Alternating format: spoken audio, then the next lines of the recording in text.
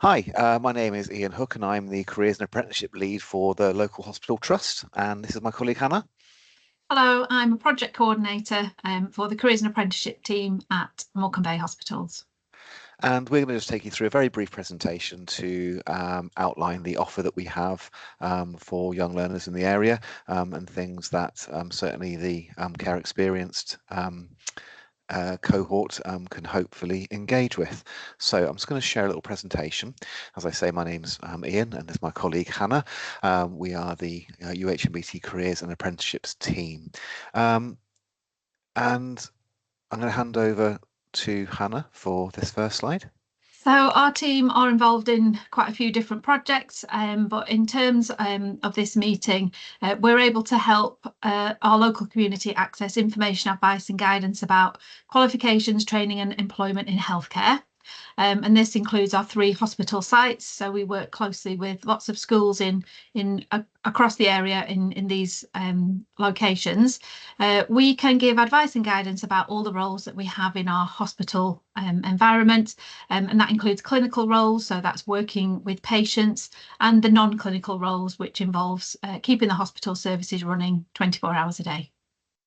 I think it's worth pointing out, just to add to that slide, that about 40% of the jobs in the hospital are non-clinical, are non-patient facing. So there's a huge range of roles and responsibilities and careers in the healthcare setting that are not working directly with patients. So one of the things that we are able to offer everybody, and 16 plus, this isn't designed just for younger people, it is for any age. We offer work experience placements across many hospital departments, both in clinical and non-clinical. The clinical tends to be more popular because that's what people think of. And it's a chance to observe what goes on behind the scenes and to meet people who are able to give you an insight into their role and what it's like working in a hospital. Placements are generally between 1 and 5 days, with 5 days being the maximum. You don't need DBS clearance. You don't need occupational health clearance, but there is a fairly robust application process, and we'll share that application process details with the colleagues who are running this this particular day, so they can share that information with you. I thought it'd be nice to share some feedback from a work experience participant, just so you get an idea. And of course, you'll get to wear this very fetching green polo shirt whilst on placement. So let's just hear from Izzy. Hi, I'm Izzy. I'm from Morecambe Bay Academy Sixth Form and I'm on placement at Ward 33. So welcoming. Really good cracking on them. They've helped me so much. Very, very hands-on. Just amazing. So friendly. My highlight of the week would be actually watching the drain being taken out of the patient. It was nothing I've ever seen before, and I don't think I would see anything like that if you worked for this placement. So that's Izzy, a participant last year or a couple of years back. And as a result of that placement, she was inspired into that career within healthcare. And she's actually now doing a nurse associate apprenticeship with the trust. So it's led directly into that opportunity that she applied for when she left school. And those opportunities are there as well. So I'm going to move on to the next slide and hand over to Hannah. So another thing that we can help with is application help.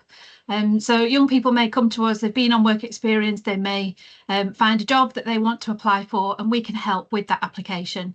So the Track NHS application website is notoriously difficult. There's quite a few different steps to navigate, and we can help with that. We can help with interview support as well. So if somebody has got an interview lined up, we can sit with them, we can go through expected questions, we can do mock interviews. It's just to guide people through the process, just to take some of the mystery out of it. We sometimes do hold group sessions, and they happen with Inspire or the DWP. Sometimes we go to the local library and we have the computers there, and we can help people set up track accounts and help them through the process. If people just need a bit of help, a bit of guidance, we're always available from on email as well. Just if we want to have a quick conversation, we can answer a few questions. Thanks, Hannah. And Hannah's going to speak about the next piece of work we offer as well. Yeah, so if we think of students that are ready for work and just need a bit of help getting some work experience, and that's our first offer. The second is to help them get a job. But for people that are a little bit further away from the labour market, we can offer a bespoke package really. So this is a group that we put together through Inspira or the DWP provide our cohort, and we can work with these other organisations to make sure that there's a full package of support, right from confidence building in the first couple of days. We have an on-site visit where people can see the different environments at the hospital, and this is supported by a work experience placement along the way. It usually lasts for 2 or 3 weeks, and hopefully again at the end we will help with that job application support as well. We have had quite a few successes, so people that have been on a Step Into Work course and they have experienced, you know, all the help and support from the beginning, and they have ended up with full-time employment at the trust. One of those candidates, we've got a little video here of working in conjunction with the Prince's Trust. Yep. So this is Karima, who came across as an Afghan refugee actually, but joined the Step Into Work program through Prince's Trust. And let's just listen to her.